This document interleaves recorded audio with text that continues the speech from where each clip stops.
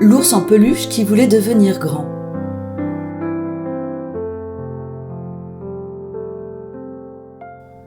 Dans la chambre d'Éléonore, une douce lumière hivernale glissait souvent à travers les rideaux.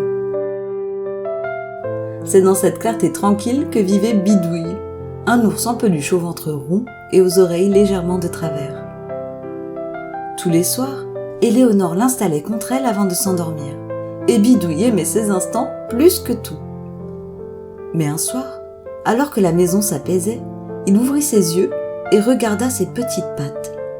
Un désir lui traversa le rembourrage. Il voulait devenir grand. Il descendit du lit, roula sur le tapis et se faufila jusqu'à la fenêtre. Dehors, la neige tombait en silence, éclairée par la lune. « Ce soir, décida-t-il, je deviens grand. » Il poussa la fenêtre. Le vent froid passa sur son pelage de coton. Mais Bidouille se sentit gonflé d'enthousiasme.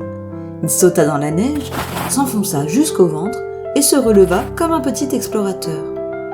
Dans le jardin, un flocon inhabituellement lumineux tournoyait lentement, comme s'il l'attendait. L'ours en peluche s'approcha et le flocon se posa sur son museau.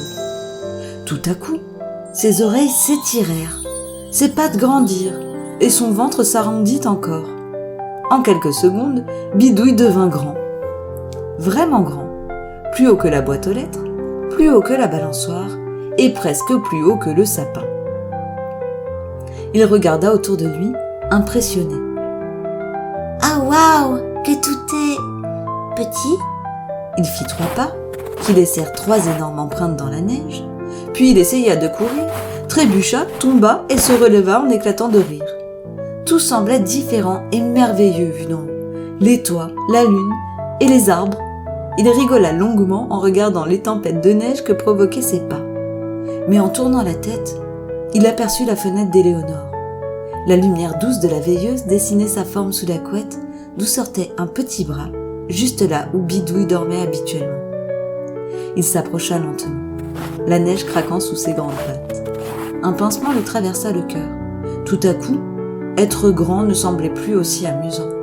Alors Bidouille releva la tête vers le ciel et chercha un nouveau flocon brillant. Un seul!